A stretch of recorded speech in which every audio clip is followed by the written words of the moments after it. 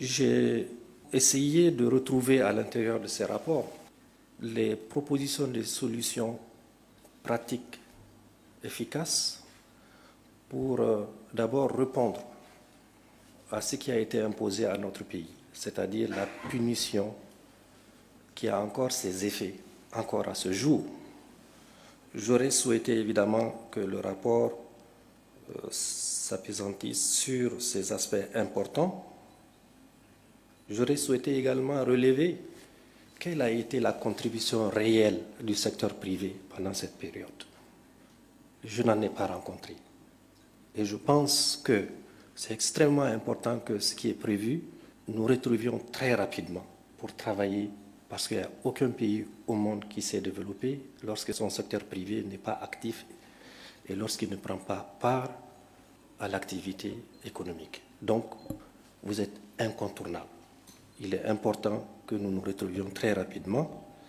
Je n'ai pas vu, malgré la punition excessive, un tant soit peu qu'on indique qu'est-ce que l'État a fait pendant cette période-là. Je ne veux pas vous en vouloir, mais je rappellerai quand même ce que l'État a fait. À la demande du chef de l'État, le général Tchani, de tous les membres du gouvernement, du CNSP, il y a eu un abattement de 25% de la base taxable de 10 produits de grande consommation pendant la période. Il y a eu la réduction du taux de la TVA de 19% à 10% en faveur des entreprises du secteur de la restauration.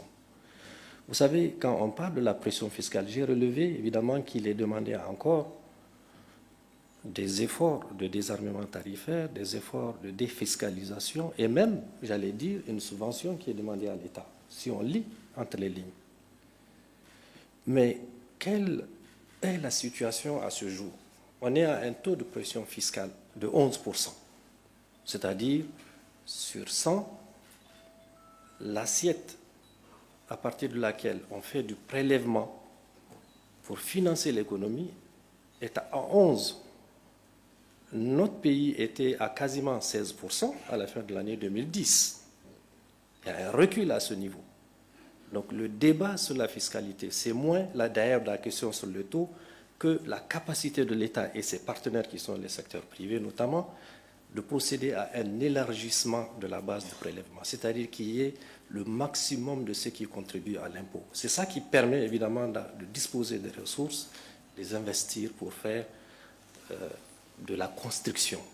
Il y a eu la suppression de l'enregistrement des opérations d'augmentation de capital au droit proportionnel de 8%.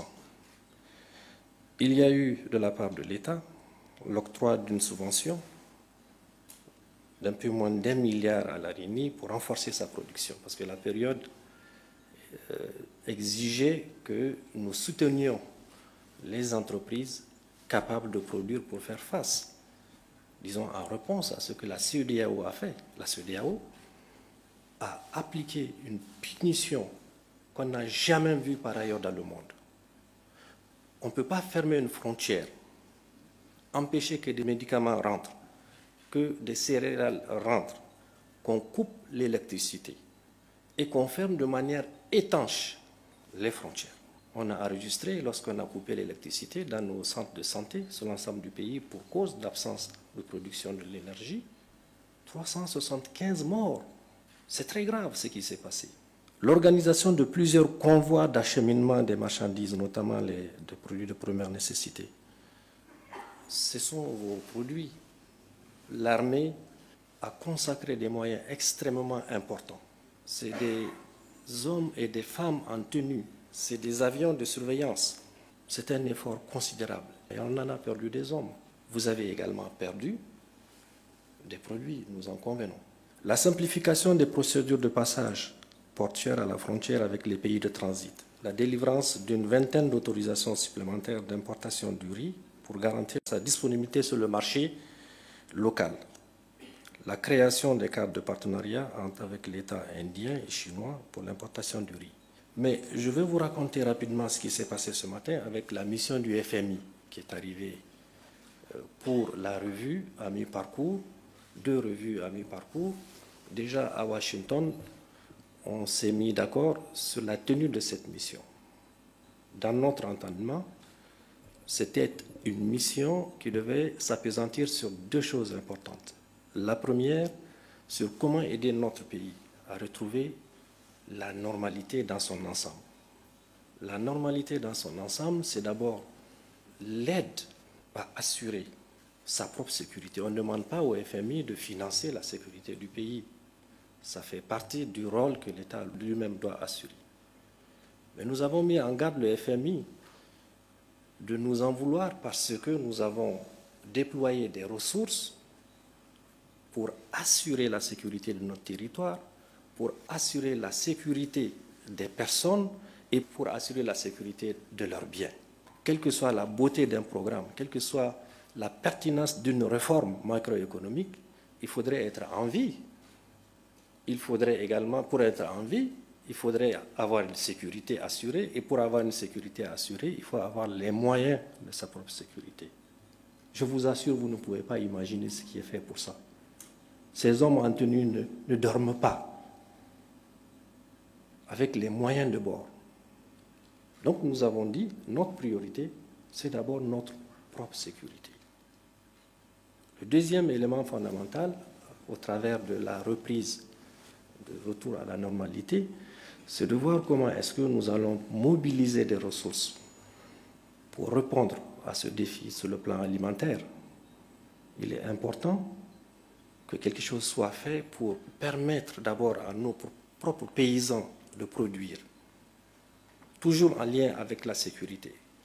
Tout le monde sait aujourd'hui, c'est moins le pétrole ou l'uranium que l'agriculture et l'élevage qui constituent les vrais fondements de notre économie. Donc l'idée du chef de l'État et de nous tous, et de vous également, c'est de permettre à ces deux mamelles de l'économie de pouvoir être en mesure de répondre aux besoins qui sont essentiels pour nous. Mais quand on voit ce qui est en train de se passer, aussi bien à l'extrême ouest du pays qu'à l'est, on s'attaque fondamentalement à ces deux mamelles. Quand on tue des paysans, quand on brûle des greniers, quand on empêche aux paysans de semer et quand on emporte son bétail, en réalité, on le condamne à la disparition. C'est fondamentalement cela qui est visé, ces attaques que nous subissons. Ces gens qui arrivent au nom du djihadisme, d'ailleurs, djihadisme, je ne sais même pas ce que c'est, le djihadisme, non, ce sont des terroristes.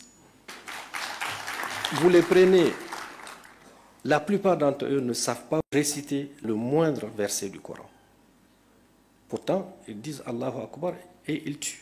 Ils ont avec eux des boussoles, des armes les plus sophistiquées qui probablement ne sont pas fabriquées ici à Niamey.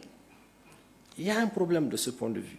Donc, il est clair que lorsqu'on s'attaque à ces deux aspects de notre économie, c'est l'asphyxie, c'est le condamner, c'est tuer tout simplement. Donc, nous avons expliqué qu'il est important de ce point de vue que le FMI, qui est un partenaire avec qui nous avons accepté de poursuivre notre coopération, accepte le principe que ça, ce n'est pas négociable. Il est important de rester et de respecter cela. Le deuxième élément, c'est la question liée aux ressources. Aujourd'hui, ça fait le 10e mois. Pas un copec n'est arrivé de l'extérieur. Je dis bien, pas un copec. Toutes les dépenses de sécurité qui sont, les dépenses de souveraineté qui sont assurées, c'est à partir des ressources qui sont mobilisées à l'interne. Je voudrais remercier notamment le secteur bancaire qui a joué un rôle extrêmement important dans l'accompagnement de l'État pour pouvoir faire face à ces dépenses-là. On n'a pas enregistré un seul mois d'arriérés de salaire.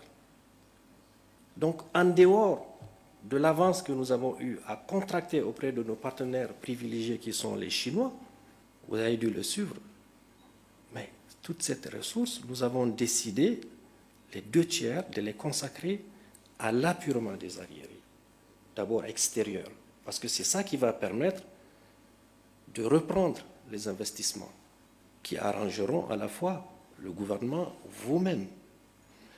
Et nous avons repris l'ensemble de notre coopération avec tous les partenaires qui avaient suspendu au lendemain du 26. Et je remercie l'ambassadeur de Chine qui a joué un grand rôle. C'est une avance, on en a entendu parler, qu'on a contourné la Banque centrale, qu'on a voulu... Non, cet argent se trouve à la Banque centrale. Nous avons utilisé une des banques locales qui a accompagné fortement le gouvernement pendant les moments les plus difficiles pour faciliter évidemment la transaction de ces ressources, mais l'argent est à la Banque centrale. C'est à partir de ça qu'il faut que les gens le sachent. Et pas un seul franc n'a pris notre direction que ce qui a été arrêté, apurer les arriérés que nous avons trouvés, apurer les arriérés qui se sont constitués par la faute de ceux qui nous ont mis sous sanction. Et je l'ai dit ce matin au FMI, ils font partie de ça. Donc,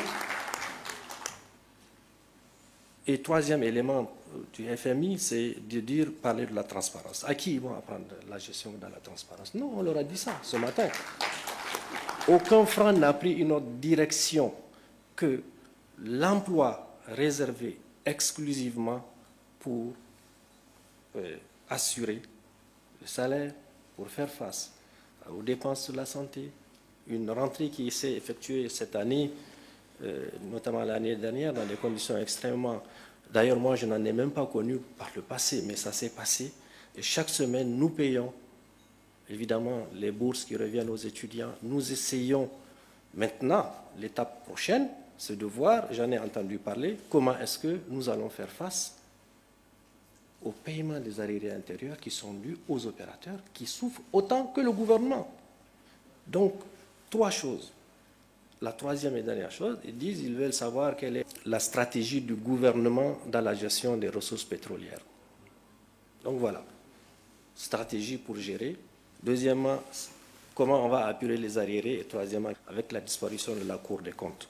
Bon, la réponse appropriée a été donnée. Pour nous, c'est l'aide au retour à la normalité, en ayant la sécurité en toile de fond. Deuxièmement, c'est plus de ressources pour pouvoir reprendre les investissements et donc vous appeler à cette rescousse pour que nous puissions évidemment remettre notre économie sur les rails. Et le troisième élément, sur la transparence, on leur a expliqué que lorsque la Cour a connu le même sort que toutes les autres institutions, nous avons récupéré tous les membres de cette Cour qu'on a répartis au niveau de l'inspection générale d'État, à la demande du chef de l'État, et au niveau de l'inspection générale des finances, où nous-mêmes nous avons demandé que ces Nigériens de grande expérience viennent et qui nous aident à assurer une gestion dans le respect de la rectitude morale et en toute éthique. Donc, c'est ça qu'on a dit au FMI. Et c'est ça que je voudrais que nous nous asseyions avec vous, opérateurs économiques, pour voir comment est-ce qu'ensemble on peut aller de l'avant pour sortir notre pays de la situation dans laquelle il est. Je ne vais pas faire référence à ce qui a été fait ailleurs dans les mêmes pays qui ont à peu près la même situation que nous. Sur la CEDEAO, je pense qu'il faut que les choses soient claires. Quand j'entends les principales articulations, c'est comme si il faut qu'on revienne à la CEDEAO. Mais il faut quand même qu'on sache que la CEDEAO doit beaucoup à notre pays. Du président Jory, paix à son âme, qui faisait partie, tous ceux qui connaissent l'histoire savent très bien ce qui s'est passé. Ils avaient déjà commencé à parler, évidemment, d'une organisation qui devait travailler sur la solidarité, sur le partage de la production, sur le soutien. Après Jory, c'est l'époque Kounchi, paix à son âme. Et on sait que c'est à cette période que la CEDEAO a été créée. Et on connaît le rôle qu'a joué le président Kounchi et tous les présidents qui sont venus après. Le président Ali Seibou, paix à son âme, avait joué un très grand rôle sur la reconstitution du stock de sécurité, d'abord chez nous, mais également dans la zone communautaire. Il ne faut pas oublier cela. Mohamed Ousmane, qui a dirigé la CEDEAO, le Parlement de la CEDEAO, le président Barré, paix à son âme, qui a contribué à rapprocher au travers des relations bilatérales avec le Nigeria, le président Wanké, qui n'a pas eu beaucoup de temps, mais qui a quand même sauvegardé les relations également. puis le président Tandja, paix à son âme, paix à leur âme tous. Et chaque fois qu'on arrive au terme de l'année, ses pairs lui demandent de poursuivre. Et on a un exemple. C'est ce qui s'est passé au Togo, la mort du président Eyadema. On a vu certains membres de cette organisation, notamment des chefs d'État, qui ont préconisé à peu près la même chose qu'on a vue, pas avec autant d'acuité. Il faut sanctionner, etc. Et on se souvient parfaitement, le président Tandja, paix à son âme, qui dirigeait la présidence, qui était à la présidence de la CEDEAO, s'est opposé littéralement à quelques mesures de sanctions appliquées au Togo. Et tout le monde sait comment ça s'est passé. Avec sagesse, consultation de l'ensemble de ceux qui composaient l'institution, on est parvenu à résoudre le problème du Togo. Il ne faut pas oublier cela. Et la CEDEAO, on a vu les chefs d'État qui sont venus après aussi, même le général Salou, qui a eu un temps, aussi a continué à travailler à la consolidation de nos rapports avec la CEDEAO, le président Issoufou et le président déchu, M. Bazoum, tous les présidents nigériens ont contribué fortement à la vie de cette institution. Qu'est-ce qui s'est passé quand ils ont pris la décision de nous punir? On a à un moment donné entendu dire que le Niger ne voulait pas négocier. Non, c'est des contre-vérités. Nous avons envoyé 4 ministres. Le ministre en charge de la justice qui est là assis, le ministre directeur de cabinet du chef de l'État, le ministre des Affaires étrangères et le ministre porte-parole du gouvernement. Il est important que vous sachiez que lorsqu'ils sont allés, dans l'optique de négocier malgré tout, nos partenaires nigérians, un certain nombre de ceux qui sont autour du chef de l'État, ont menacé notre pays. Ils ont dit que leur pays dispose d'1 million de soldats, ils vont nous envahir. Il faut que vous le sachiez. Et c'était eux qui demandaient à ce qu'on serre. Nous leur avons demandé de rentrer, mais avant de rentrer, leur dire que ce sont nos soldats, nos officiers supérieurs. Et je le dis et je maintiens, j'assume. Ce sont nos soldats et nos officiers supérieurs qui ont l'habitude d'aller sur ce territoire et de défendre les gens contre, ces gens-là contre Boko Haram. Il y a des vidéos qui circulent aujourd'hui. La CEDEAO, dont l'objectif est la solidarité, dont la mission est la culture de la paix, dont la mission est le principe de redistribution sur le plan économique.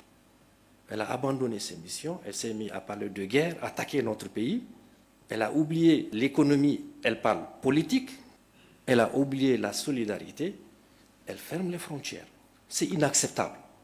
Nous avons tout fait pour que la CEDEAO comprenne que le Niger est un acteur majeur du respect de ce que la CEDEAO peut fournir. Rassurez-vous, nous en avons fait les études d'impact avant de prendre la décision sur le plan économique. Et précisément, y compris d'ailleurs pendant la période de sanctions, c'est un peu plus de 1200 milliards d'impact de ces sanctions-là. Donc, tout ce qui nous restait à faire, de guerre lasse, c'est de partir. Et quand on regarde ces 4 présidents au total, qui se sont braqués, et à la fin 2, et enfin un seul, qui est sorti pour dire nous allons les attaquer, nous allons, etc., etc. Et quand on l'a dit la semaine dernière, ce n'est pas une vue de l'esprit. La seule frontière qui est restée de manière étanche, fermée, c'est celle avec le Bénin. Vous en souffrez tous les jours. Quelle est la raison pour laquelle ils peuvent le faire? Eux, au total, nous avons pris la décision de nous retirer parce que nous avons fait le constat évident que la décision qui se prend au sein de la CEDEAO, ce n'est même pas sur le continent. Ça, tout le monde le sait. Et qu'est-ce qu'on va rester faire? Continuer à dire non, on accepte tout? Non.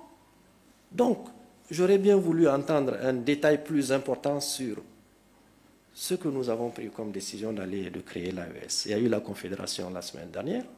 J'aurais bien voulu entendre, et ça il ne faut pas l'oublier, même si c'est dans le contexte, rappeler le risque que le pays a pris sur la présence des troupes étrangères chez nous. C'est important que vous sachiez cela.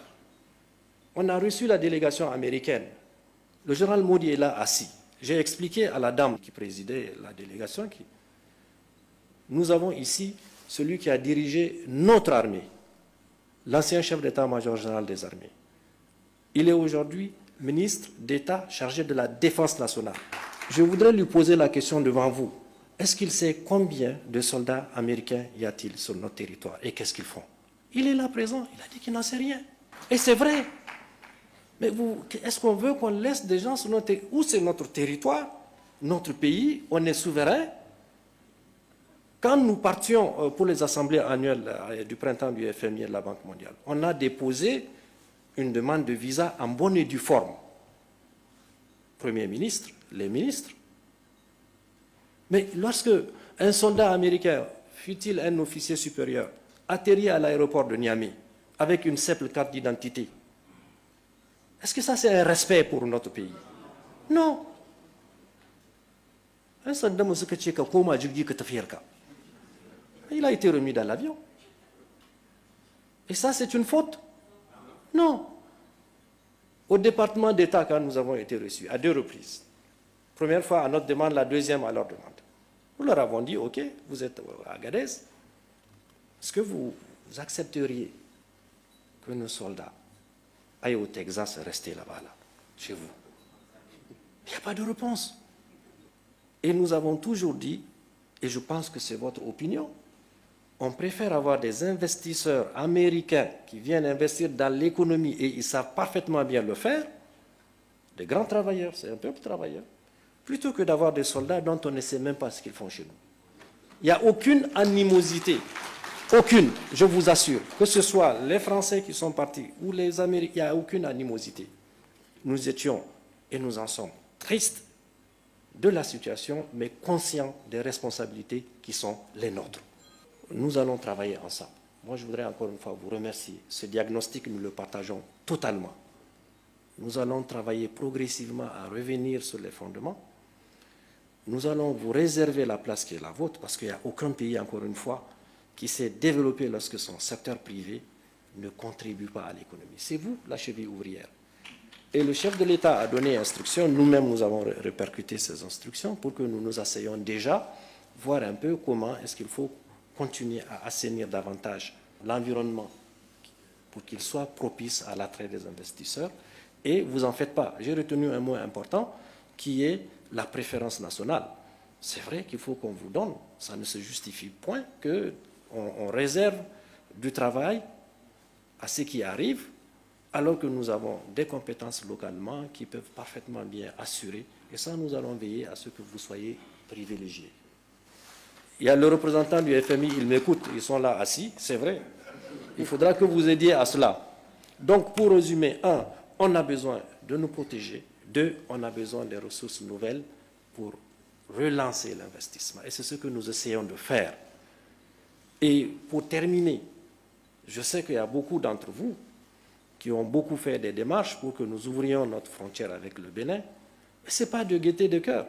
Comme on l'a dit, quand la décision a été prise par la CEDEAO de fermer les frontières, la seule qui est restée de manière fermée, étanche, c'est celle-là avec le Bénin, vous le savez, autant sinon mieux que nous, parce que c'est vous qui passez par là-bas. Et maintenant, le pipe passe. On dit, non, on ne peut pas charger. Il y a une dizaine d'accords sur lesquels ce pays s'est fortement engagé à ne rien faire. On l'a dit, on ne va pas revenir là-dessus. Mais se réveillant un bon matin pour dire, non, on ferme, ça ne passe pas, mais vous voulez qu'on fasse comment? Alors que nous savons les points qu'on a cités lors de la conférence de presse, ce n'est pas une vue de l'esprit. Nous avons des soldats qui ne sont pas béninois, qui animent ces points-là, au nombre de 5, et dont la base la plus importante et la plus dangereuse, qui est au bord du parc du W, qui renferme justement des soldats de ce pays qui entraînent des terroristes. Nous le disons et nous maintenons notre position. Donc, voilà la situation. La CEDEAO est responsable en grande partie pour ce qui nous arrive. Nous avons le devoir de nous réveiller. Nous sommes dans l'AES. L'AES, c'est le Mali, c'est le Burkina et nous. Que le Togo soit remercié pour tout ce qu'il a eu à faire pour faciliter. Et ce qui vous reste, si vous avez encore quelques conteneurs au Bénin, il faut les envoyer au Togo. Mais ils vous ont même taxé pour ce que vous avez gardé. Ça, c'est inacceptable. Et on a aujourd'hui pratiquement toutes les autres frontières qui nous sont accessibles. Nous avons parlé avec l'Algérie, nous allons approfondir nos échanges. Le Tchad, qu'il faut remercier. Le Tchad a été appelé pour contribuer à la démolition du Niger. Il l'a refusé. Ils ont refusé. Il faut leur reconnaître ça. Et ils nous ont dit, utilisez aussi notre passage. Si vous voulez aller vers le Cameroun, les Camerounais nous ont dit qu'ils sont prêts à faciliter. Il faut qu'on travaille tous ensemble pour que la partie algérienne nous soit acceptée. Même les deux Libyes sont prêtes à accepter que ce sont nos voisins, on n'a pas le choix. Donc notre rôle est même de contribuer à les rapprocher rapidement. Donc, encore une fois, merci pour votre patience et pour votre disponibilité. Sachez que nous ferons tout ce qui est à notre pouvoir pour faciliter, disons, l'étude de tout ce que vous avez eu à mettre pour ensemble qu'on trouve les mesures qu'il faut.